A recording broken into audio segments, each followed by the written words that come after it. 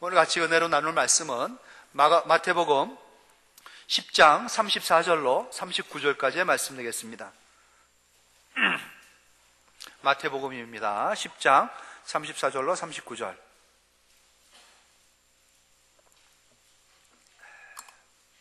찾으셨으면 우리 한 절씩 같이 교독합니다. 제가 먼저 34절 시작하겠습니다. 내가 세상에 화평을 주러 온 줄로 생각하지 말라. 화평이 아니요 검을 주러 왔노라.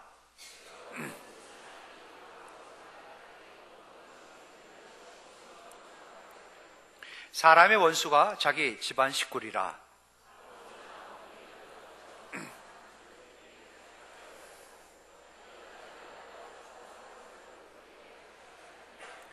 또 자기 십자가를 지고 나를 따르지 않는 자도 내게 합당하지 아니하니라. 자기 목숨을 얻는 자는 잃을 것이요 나를 위하여 자기 목숨을 잃는 자는 얻으리라. 아멘. 십자가의 결국은 승리입니다 라는 제목의 말씀으로 본문을 중심으로 선포할 때에 십자가의 참된 의미를 깨닫는, 십자가는 딱 생각하면 핍박이죠. 고난입니다. 하지만은 우리 믿는 자들이 십자가를 생각할 때에는 희생 이렇게 봅니다. 내가 나의 부족함과 부덕함으로 지는 그러한 짐이 아니라 누군가를 위해서 대신해서 희생하여 지는 것, 내가 희생하는 것, 내가 손해보는 것, 양보하는 것, 이게 바로 십자가죠. 그래서 십자가를 졌다 하면은 지는 것부터가 고난입니다. 어려움입니다. 그리고 지고 가는 것도 힘든 거죠. 그런데 그렇게 임무를 다 완수하고 나면은 그 십자가의 끝은 뭡니까? 죽음이죠. 비참함입니다. 그런데 진정한 십자가의 의미를 깨달으면은 결국은 승리라는 것을 알 수 있게 됩니다. 그러한 은혜가 오늘 말씀 가운데, 여러분 가운데 새겨져서 내 십자가는 내가 지고 가겠다. 십자가의 끝은 승리다. 주께서 마침내 우리를 승리로 이끄신다라는 확신을 갖기를 축원합니다. 십자가를 그래서 지셔야 됩니다. 모두가. 십자가의 결국이 승리이기 때문에 주님께서 우리에게는 이러한 부담을 주신 거예요. 38절 말씀 보십시오. 자기 십자가를 지고 나를 따르지 않는 자는 내게 합당하지 아니하니라. 자기 십자가를 지고 나를 따르지 않는 자, 나하고는 상관이 없다라는 겁니다. 미안하지만은 내 길이 아닌 다른 길을 걷고 있다, 그렇게 말씀하시는 거죠. 두 가지 의미가 있습니다. 십자가를 지고 나를 쫓지 않는 자라고 말씀하셨죠. 나를 쫓는데 빈몸으로 털레털레 따라오는 자, 내게 합당치 않다는 겁니다. 희생을 원치 않는 것, 봉사를 원치 않는 것, 뭔가 내가 손해보는 것을 감수하지 않겠다는 것, 합당치 않다는 것이죠. 또 한 가지는 십자가는 졌습니다. 무겁게 여러 가지 어려운 짐은 졌습니다. 그런데 주님을 쫓는 게 아니라 자기의 명예를 쫓는 것, 자기의 이름을 높이기 위한 것, 또 자기의 뭔가 유익을 위한 것을 쫓는 것이다. 그것도 내게 합당치 않다는 것이죠. 십자가를 지고 주님을 쫓아야 되는 것입니다. 그러한 자가 내게 합당하다는 것이에요. 십자가는 고난이고 아픔인데, 눈물이고 상처인데, 핍박인데, 그 십자가를 지고 나를 쫓기를 원하시는 주님의 이 야속한 말씀, 주님은 아시기 때문에 그렇죠. 십자가의 끝이 죽음인 것 같지만은 죽음을 통과하지 않고는 결코 부활은 있을 수 없다는 것을 아시기 때문에 그렇습니다.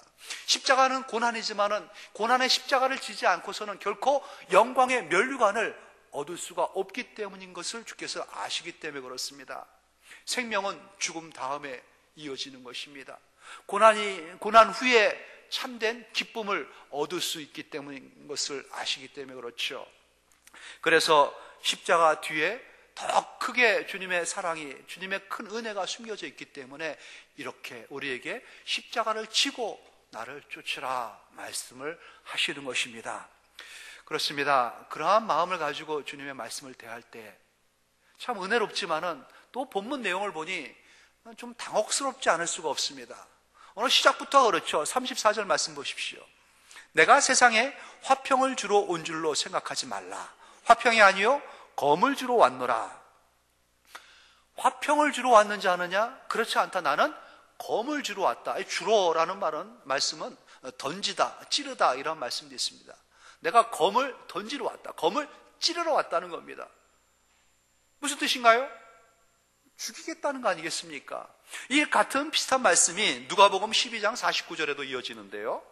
거기서 말씀하시기를 내가 불을 땅에 던지러 왔노니 라고 말씀하십니다. 불을 던지러 오셨다는 겁니다. 불 살라버리시겠다는 거예요. 칼을 찌르러 왔다. 찔러 죽이시겠다는 겁니다. 뭐 불사르겠다는 건지 아니면 칼로 찌르겠다는 건지 다 멸하겠다는 거하고 같습니다. 소멸하겠다. 진멸시켜버리겠다. 화평을 원하느냐? 무슨 잘 되는 것을 원하느냐? 절대 노. 나는 죽이고 불사르러 이 땅에 왔다. 그렇게 말씀을 하시는 겁니다. 참으로 이 말씀을 들을 때에 우리의 마음은 그동안 주님을 생각했고 주님과의 맺었던 그 관계 속에서 생각했던 주님을 우리가 이 말씀하고 비춰봤을 때는 마치 칼에 베인 듯한 그러한 마음이 듭니다. 불에 딘 듯한 이럴 수가 있나? 우리의 마음을 찌르는 거고 칼로 베는 거고 우리에게 불을 질러버리는 것 아니겠습니까? 배신감을 느끼는 겁니다. 주님은 어떠한 주님이신가요? 사랑의 주님 아니신가요? 사랑의 주님이 맞습니다. 그러한 주님이 화평을 전하러 온 것 같았는데 평화를 주시고 우리에게 큰 기쁨을 주시는 것 같았는데 상처를 주고 찌르고 불살라버려가지고 화평을 기대하지 말라 이런 말씀을 하니까 야속하게 짝이 없는 것입니다. 그리고 그 말씀을 하시면서 본보기로 우리의 가정을 사랑하는 이 구성원들이 모여있는 나의 사랑하는 가정을 풍비 박살내겠다는 아예 완전히 쪼개버리겠다는 그런 듯한 말씀을 이어서 예를 들어가지고 우리에게 주시는 것입니다. 뭐라고 말씀하시나요? 36절에 보니까는 사람의 원수가 어디에 있다고요?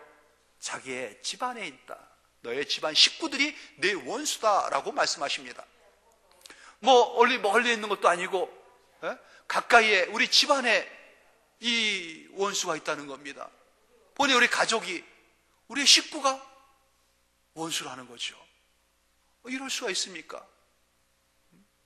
그런데 그 원수가 어떻게 해서 나하고 원수가 됐는지 윗절 보십시오. 35절 보니까는 내가 온 것은 사람이 그 아버지와 딸이 그 어머니와 며느리가 시어머니와 불화하게 하려 함이니 불화를 만든 겁니다.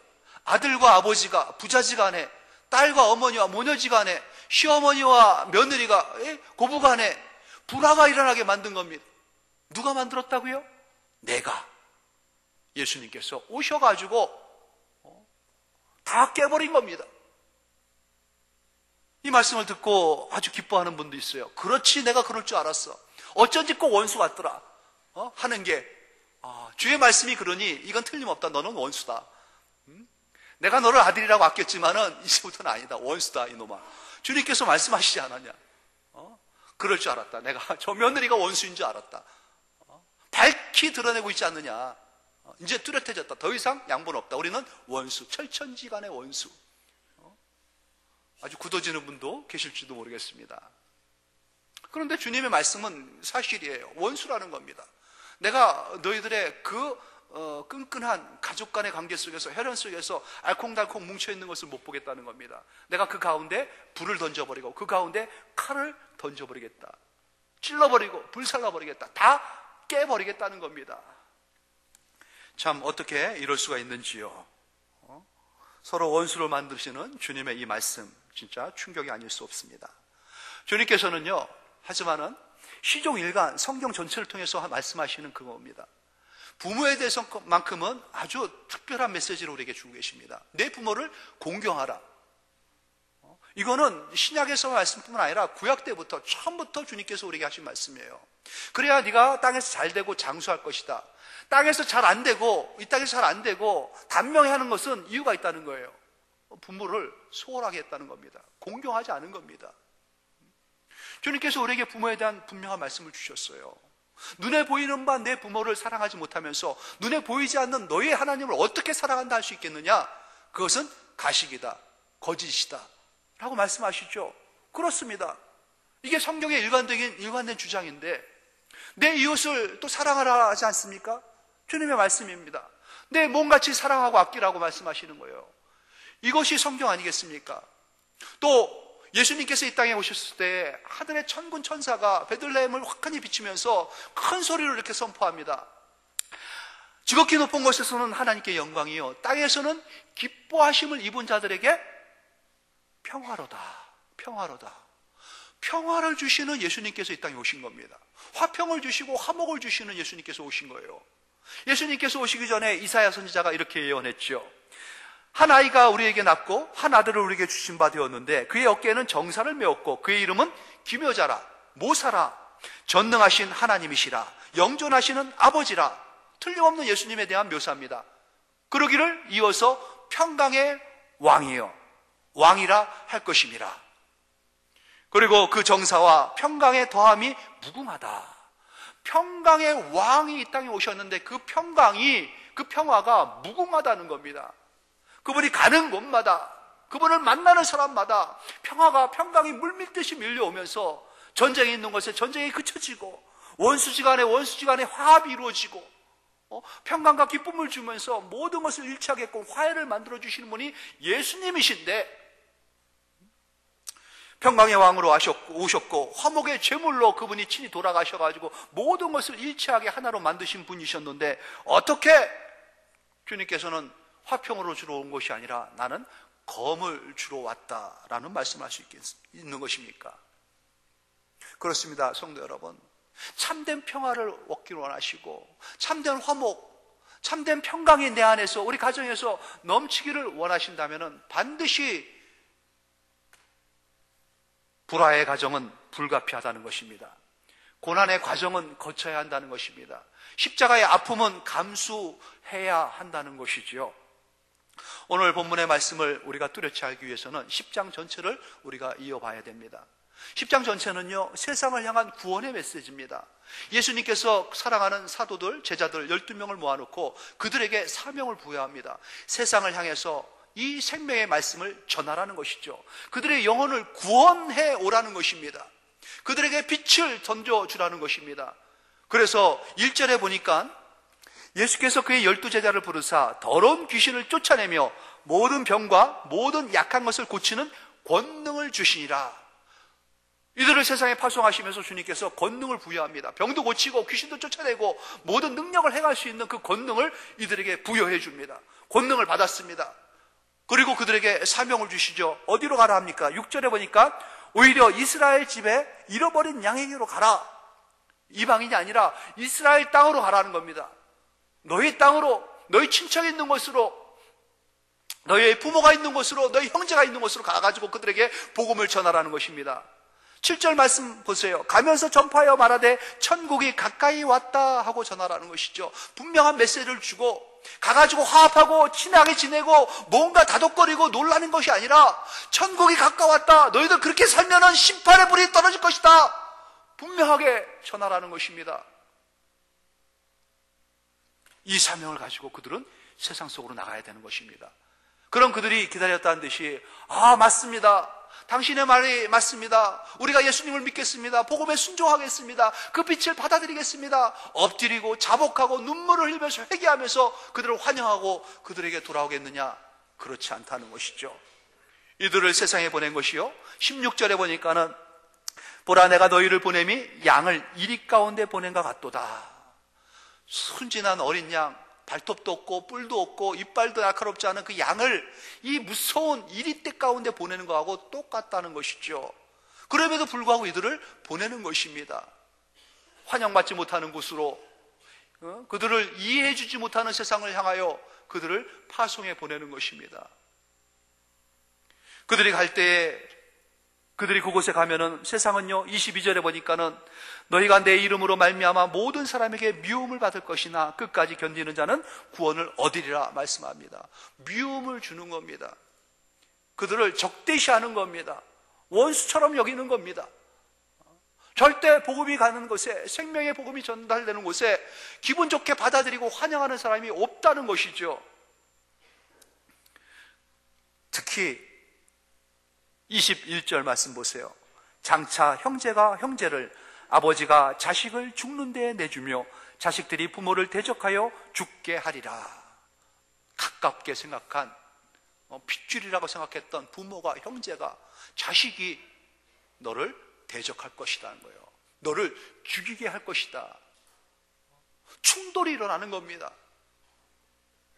세상에 복음을 전할 때 세상과 복음 전하는 자들과 전쟁이 일어나는 겁니다. 대적이 일어나는 겁니다. 순순히 쉽게 스며들듯이, 스폰지가 물을 빨듯이 그렇게 복음은 세상에 전파되지가 않는 겁니다. 그래서 복음이 전해지는 곳마다 소동이 일어났습니다. 핍박이 일어났습니다. 사도행전은요, 복음 전하는 자를 소개할 때 저들이 바로 세상을 어지럽게 하는 자들이라, 세상을 펴버리는 겁니다. 흔들어버리는 겁니다. 영적 대지진이 일어나게 만드는 것이죠. 그냥 두지 않습니다. 가지만 흔들지 않고 뿌리채 흔들어버리는 것이 바로 복음이기 때문에 그렇습니다. 그러할 때에 세상은 온몸으로 거부합니다. 핍박합니다. 죽이려고 합니다. 그 위기의 순간에서, 그 자리에서 너희들이 만약에 나를 모른다 부인하고 이 사명을 저버리고 그냥 주저앉는다면 나도 그날에 아버지 앞에서 너희들을 부인하고 모른다 하고 외면할 것이다. 하지만 너희들이 끝까지 이 사명을 붙잡고 그 순간에도, 위험의 순간에도, 배신의 순간에도, 또 죽음의 순간에도 나를 시인하고 인정한다면 그날에 나도 너희들을 시인하고 인정해주고 너희들을 높여줄 것이다 약속을 하신 것이죠. 그렇기 때문에 사랑하는 나의 제자들아, 나의 사랑을 입은 자들아, 두려워하지 말라. 두려워하지 말라. 두려워하지 말라. 담대하게 전해라. 그들이 외면한다 할지라도, 그들이 핍박한다 한다 할지라도, 싫다고 그들이 거부한다 한다 할지라도, 육체는 죽일 수 있어도 영혼은 능히 멸하지 못하는 그들을 두려워하지 말고 육체와 영혼을 능히 지옥불로 멸하는 하나님을 두려워하면서 이 사명을 감당해 나가라는 말씀을 주고 계시는 것이죠. 세상과 타협하지 말라는 겁니다. 그냥 쉽게 안주하지 말라는 것이죠. 이 사명을 위하여 목숨을 걸라는 것이고 목숨을 걸어야 되는 것입니다. 생명은 생명력이 있습니다. 우리 안에 들어온 생명은 우리 안에 숨어있는 독소들, 여기저기 박혀있는 이 산당들을 뿌리채 뽑아버리는 그러한 역사가 있습니다. 움직이기 때문에 그렇습니다. 그냥 나를 평범한 과거의 옛사람의 그 세상과 안주하면서 세상에 연락하고 있는 그 모습으로 두고 볼 수가 없는 것입니다. 하늘을 향하여 뻗어나가는 그 생명은요, 내 안을 흔들어 버립니다. 그리고 나를 고쳐버리는 그 생명은 거기서 멈추지 아니하고 내 가까운 곳으로 흘러가는 것이죠. 나의 가족들에게 먼저 영향을 미치는 것입니다. 이 일을 주저하면 안 되는 것입니다. 필생즉사, 필사즉생. 죽으려 하면 살 것이고 살라 하면 죽을 것이다. 이수신 장군의 명언 아니겠습니까? 근데 이수신 장군이요, 성경을 아는 듯합니다. 오늘 39절 말씀 보세요. 자기 목숨을 얻는 자는 잃을 것이요 나를 위하여 자기 목숨을 잃는 자는 얻으리라. 이게 그 말씀 아니겠습니까? 벌써 이수신 장군보다 1500년이나 더 앞서가신 예수님께서 하신 말씀인데, 그렇습니다. 살라 하면은 죽을 것이고 죽는다 생각하고 뛰어들면은 산다는 것이죠. 주님을 위해서입니다. 주님을 위해서 목숨을 걸고 내가 이 사명의 끝까지 나가겠습니다. 그럴 때는요, 그 사람으로 말미암아 가족이 다 살아나는 것이고 주위가 다 살아나는 것입니다. 하지만 주저하고 여기에 위협을 느끼고 포기하고 칼을 내려놓는다 하면은 나뿐만 아니라 그 모든 사람들이 다 같이 죽는 것이죠. 공멸하는 것입니다. 세상은요, 복음을 환영하지 않습니다. 생명을 받아들일 준비가 안 되어 있습니다. 그들은 싫어합니다. 노골적으로 그걸 표현합니다. 예수님께서 니고데모하고의 대화 가운데도 이런 말씀을 하셨습니다. 주님이 세상에 오신 참빛 아니겠습니까? 빛이 세상에 왔을 때 사람들이 자기 행위가 악함으로 빛보다 어둠을 더 사랑한 것이니라. 행위가 악합니다. 그래서 빛 가운데 나오게 되면은 이 빛으로 말미암아 자기들의 그 추한 죄악들이 다 드러나게 되어 있습니다. 그러니까는 어둠을 사랑하는 이들이 빛으로 나올 수가 없는 것이고 빛이 오는 것을 막어 서는 것입니다. 악을 행하는 자는 빛을 미워하고 빛으로 오지 아니하나니 이는 그 행위가 드러날까 함이니라. 누가 자기의 추한 모습이 드러나는 것을 좋아할 사람이 있겠습니까?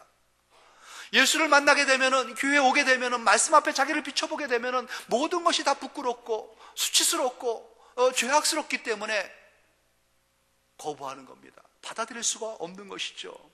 어둠의 세상이 빛 대신 주님을 거부하지만은, 그들은 싫어하지만은, 그래도 우리 안에 생명이 넘친다면은, 우리 안에 분명한 구원의 확신이 있고, 예수 그리스도가 나의 구주라는 그 확신이 있고, 주님 아니면 구원받을 그 길이 없다는 것을 내가 먼저 안다면은, 안주할 수가 없다는 것입니다. 타협할 수가 없다는 것입니다. 전해야 된다는 것이죠. 아픔이 있지만은, 쓰라린 상처가 있고, 분열이 일어나고, 싸움이 일어나고, 죽는다 한다 할지라도, 이 일에 포기라는 데 있을 수 없다는 것입니다. 끝까지 생명을 잃으면은 주님께서 우리를 살려주시고 다 살려주신다는 믿음을 가지고 그 죽음의 자리까지도 나가야 된다는 것입니다. 환자의 몸속에 악한 종양이 있는 것을 발견한 의사는요, 서슴치 않고 칼을 빼들어 그의 배를 갈라버립니다. 피가 난다 한다 할지라도 배를 가르지 않습니까? 창자를 들춰내야 되는 것입니다. 그래야 그 환자를 살릴 수 있기 때문에 그렇죠. 조상 대대로 섬겨왔던 조성신을 위해서 우리가 제사를 드려야 되는데, 네가 이 일을 거부하고 계속해서 교회를 나간다면은 이제 정리하자. 너는 더 이상 내 아들이 아니다. 더 이상 내 아들이 아니다. 부자 관계를 끊어버리고 호족에서 네 이름을 파겠다. 그러한 최후 통첩을 들은 종갓집 장손의 그 마음 어떻겠습니까? 예수쟁이 며느리 하나가 우리 집에 들어오더니만은 되는 게 하나도 없다. 네가 예수 믿는 걸 끊든지 이 집안에서 나가든지 둘 중에 하나 선택해라. 가혹한 시어머니의 그 수상 같은 명령 앞에 어찌할 바를 모르고 하나님 앞에서 눈물을 쏟고 있는 그 며느리의 안타까운 마음. 한 번 더 새벽 기도를 나간다. 한 번 더 교회 나간다. 교회 나가가지고 내가 벌어온 돈 갖다가 다 갖다 바친다. 용서할 수 없다 그러면서 다리 몽둥이를 분지르겠다고 읽고 있는 성경책을 집어다 던져버리고 찢어버리고 핍박하는 그 불신 남편 앞에서 눈물을 흘릴 수밖에 없는 그 믿음의 아내의 안타까운 모습. 신입사원이라고 하나 들어와가지고 부서 분위기 다 망쳐버리고 사장님이 주는 술을 거부하다니, 믿으려면 곱게 믿든지, 다른 사람들은 다 받아 마시는데 지 혼자만 뭐가 저렇게 잘났다고 따가운 눈총으로 선배들이, 동료들이 자기를 쳐다볼 때에 졸인 마음 가지고요, 탕비실 가가지고 화장실 가가지고 펑펑 눈물을 쏟으면서 이렇게 내가 믿어야 되나 하고 힘들어하는 그 믿는 크리스찬의 안타까운 자리 위에 포기하면은요 쉽습니다. 그냥 타협하면은 아무 문제도 없습니다. 그래요, 좋은 게 좋은 거죠. 이러면 어떻고 저러면 어떻겠습니까? 이제 가정의 평화를 위해서, 또 이 직장의 평화를 위해서 제가 양보하겠습니다. 부어라 마셔라, 마음껏 비리를 저지르는데 동참하고요, 마음껏 퇴락하는데 퇴폐하는데 함께하고요, 제사 드리면 어떻고요, 교회 안 가면 어떻겠습니까? 부모님이 원하시는 것이고 우리 조상 대대로 원했던 것인데, 우리의 모든 직장 동료들이 원하는 것인데, 그렇게 해가지고요 손을 잡으면은, 내 손에 든 검을 내려놓으면은 게임은 끝납니다. 아주 편합니다. 쉽습니다. 그냥 이제 묻혀갈 수 있습니다. 아무런 문제가 일어나지 않습니다. 하지만 손에 든 검을 쥐고 있으라고 말씀하시지 않습니까? 내려놓지 말라고 주께서 명령하고 계십니다. 37절 말씀 보십시오. 아버지나 어머니를 나보다 더 사랑하는 자 내게 합당하지 아니하고 아들이나 딸을 나보다 더 사랑하는 자 내게 합당하지 아니하고 어떤 혈연이라 할지라도 어떤 지연이라 할지라도 어떤 학연이라 할지라도 내가 이 땅에 존재하게 하는 어떤 끈끈한 어떤 관계라 한다 할지라도 주님보다 더 위에 두고 더 애착을 갖고 붙잡는다면은 주님의 이 명령을 주님의 이 사명을 저버리고 내려놓는다 한다면은 그러한 사람은 나하고는 합당치 않다. 내게는 합당치 않다. 주님의 말씀이 야속하다 한다 할지라도 그렇게 말씀하시는 것입니다. 주님이 왜 우리에게 이렇게 야속한 말씀을 하시나요? 주님을 부인했던 베드로의 심정 우리는 이해합니다. 언제 주님이 나를 그렇게 사랑하셨다고, 얼마큼 하나님께서 나를 그렇게 아끼셨다고, 이 땅에서 나도 한번 잘 살아보고 싶은데, 제대로 한번 살고 싶은데 왜 나의 이 평안과 나의 이 기득권을 다 깨게 만들고 버리게 만들고 사지로 몰아가시는지요? 이 싸움을 포기하는 자, 그래서 손에 든 이 검을 내려놓는 자, 안타깝게도 주님은 그러한 자 내게는 합당치 않다라고 말씀하신 것입니다. 주님의 이 명은 단호합니다. 그렇습니다, 성도 여러분. 그래서 이것을 십자가라 하는 것입니다. 남들이 하는 대로 적당히 육체가 원하는 대로 그냥 편안하게 쾌락을 즐기면서 같이 타협하면서 안주한다면은 무슨 문제가 생기고 갈등이 있고 싸움이 있겠습니까? 뭐 어떤 어려움이 우리 인생에 있겠습니까? 편안하지요.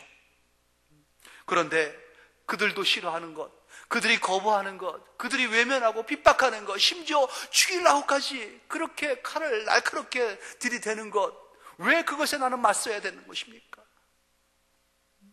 왜 그럼에도 불구하고 그들에게 그렇게 싫어하는 소리를 해야만 하는 것이고 그러한 행동을 나는 취할 수밖에 없는 것입니까? 생명이기 때문에 그렇습니다. 진리이기 때문에 그렇습니다. 그것이 바로 살 길이기 때문에 그렇습니다. 생명이 내 안에 계시기에, 생명이 내 안에서 역사하기에, 역사하는 생명은 나 하나 사는 것으로 족하지 아니하고 너도 살아야 되기 때문에, 네 영혼을 구원해야만 하기 때문에 전할 수밖에 없는 것이고 나는 그렇게 행동할 수밖에 없는 것이죠. 세상을 힘들게 하는 자들입니다. 세상을 어지럽게 하는 자들입니다. 그래서 이 생명을 전하는 자들은요, 소동을 일으키고요, 폭동을 일으킵니다. 지진을 일으킵니다. 십자가는요, 처음부터 고통스럽습니다. 이 사명을 마음에 받는 그 순간부터 무거운 짐입니다. 십자가를 져도 이 고난은 끝나지 않습니다. 계속 이어져가는 싸움의 연속이고 지침의 연속이 있죠. 그리고 사명을 다 완수하고 십자가에 다 지고 십자가를 내려놓는다 싶을 때는요, 그 십자가에 달려가지고 죽어야 되는 것입니다. 그래야 끝이 나는 것입니다. 결국은 내가 진 십자가에 내가 죽고 말아야 하는 고난과 고통, 그 괴로움의 무거운 짐이 십자가입니다. 그런데도 질 수 있겠냐라고 물어보시는 것이죠. 이러한 십자가인데 질 수 있겠느냐? 주님, 힘들겠습니다. 그러면은 미안하지만은 나하고는 상관이 없는구나. 내게 합당치 않구나. 끝까지 견디는 자가 구원을 얻습니다. 십자가를 지고 갈 때 그 길 끝에서 우리는 영광의 주님을 보게 되는 것입니다. 주님께서 십자가에서 우리가 죽을 때에 우리를 일으켜 주시고 십자가에서 고난을 받을 때에 우리에게 영광을 안겨주시는 것입니다. 주님이 앞서 그 길을 가셨습니다. 그리고 우리에게 따르라 명하시는 것이죠. 십자가의 결국이 승리이기 때문에 주님께서는 이 길로 우리를 이끄시는 것입니다. 사지가 아닙니다. 죽음의 길이 아닙니다. 고난과 고통의 길로 하나님께서 우리를 몰고 비참하게 끝내라는 것이 아닙니다. 살리기 위함입니다. 나도 살고 우리의 가족도 살고 우리의 직장도 살고 이 시대를 살리기 위해서 주님께서 우리에게 십자가를 지라고 말씀하신 것이죠. 너는 모든 일에 신중하여 고난을 받으며 전도자의 일을 하며 내 직무를 다하라. 사도 바울이 마지막 숨을 내모시면서 사랑하는 제자에게 남기고 한 마지막 메시지입니다. 고난을 받으라고 하지 않습니까? 전도자의 일을 하면서 내 직무를 다하라. 그렇게 메시지를 남겨놓고 가는 것입니다. 생명은 생명력이 있습니다. 계속 움직이면서 흘러가야 합니다. 누군가의 가슴을 적셔가지고 그 가슴을 또 물들여가지고 그를 일으켜내야 되는 것입니다. 그들이 아무리 거부한다 할지라도, 아무리 방해하고 핍박한다 한다 할지라도, 가로막는다 한다 할지라도, 이 길이 가시밭 고난길이다 한다 할지라도 우리는 말해야 하는 것이고 전해야 하는 것이고 그들의 가슴을 두들겨야 하는 것입니다. 내 십자가는 내가 지고 가야 하는 것입니다. 안주하고요, 타협하면은 모두 잃게 됩니다. 나의 신앙도 잃을 뿐더러 그 영혼도 잃어버립니다. 하지만 주님을 위하여 희생의 잔, 희생의 십자가를 지고 고난이지만은 수치지만은 힘들고 어렵고 부끄럽지만은 말하고 전하여 생명을 전하는 이 십자가를 지고 내가 간다 하면은 모두가 살게 되는 것이죠. 공생하게 되는 것입니다. 먼저 내 사랑하는 가족에게, 내 사랑하는 동료들에게, 내 사랑하는 이웃에게, 내 가까이에 있는 이 잃어버린 양들에게 안타깝지만 미안하지만 칼을 겨누시기 바랍니다. 그들의 삶이 그동안 굳어졌고 그렇게 익숙했다 한다 할지라도 여러분 미안하지만 칼로 그들의 배를 가르시기 바랍니다. 그들의 죄악된 삶에 불을 던지시기 바랍니다. 왜냐하면 그들을 살려야 되기 때문에 그렇습니다. 그들을 구원해야 하기 때문에 그렇습니다. 그들의 영혼이 죽어가고 있습니다. 그들의 영혼이 지옥으로 향하고 있습니다. 이 땅에 살면서도 그렇게 분주하지만 진정한 목적을 잃어버리고 방황하고 있습니다. 그들은 안으로 썩어가고 있는 것이죠. 여러분 손에 칼이 주어졌습니다. 고난스럽지만은, 고통스럽지만은, 힘들고 어렵지만은 말해야 합니다. 전해야 합니다. 그들의 가슴에 생명을 전해주고 그들을 살려내야만 하는 것이 우리의 사명인 것입니다. 이 일에 주님께서 우리를 부르셨습니다. 11월은 감사의 달입니다. 무엇으로 이 한 해를 하나님 앞에 감사의 열매로 영광을 돌리겠습니까? 사랑하는 나의 가족, 사랑하는 나의 친척, 사랑하는 나의 이웃, 사랑하는 나의 동료들에게 복음을 전하시고 그들을 생명의 길로 인도하셔서 하나님 앞에 영광의 열매로 하나님을 찬양할 수 있도록 채워나가시길 바랍니다. 그러한 놀라운 은혜가, 감사의 열매가 풍성해지기를 주 예수님의 이름으로 축원합니다. 아버지 하나님, 그렇습니다. 복음의 길은 십자가의 길입니다. 힘들고 어려운 길이지요. 모두가 거절하고 모두가 거부합니다. 심지어 가족이란다 할지라도, 부모고 자식이고 어머니고 며느리란다 할지라도 하나님 원수처럼 여기게 만드는 아주 부담스러운 것이 아닐 수 없습니다. 하지만 살아야 되기 때문에, 살려야 되기 때문에 주님 말할 수밖에 없는 사명이 우리에게 있지 않습니까? 내게 주신 예수 그리스도, 내 안에 역사하시는 주님의 성령께서 이 일을 우리에게 종용하고 계신 것 아니겠습니까?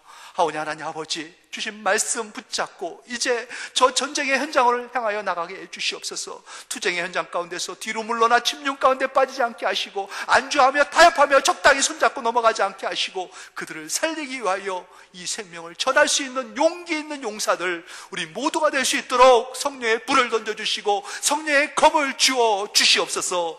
감사하며 예수님의 이름으로 기도합니다. 아멘.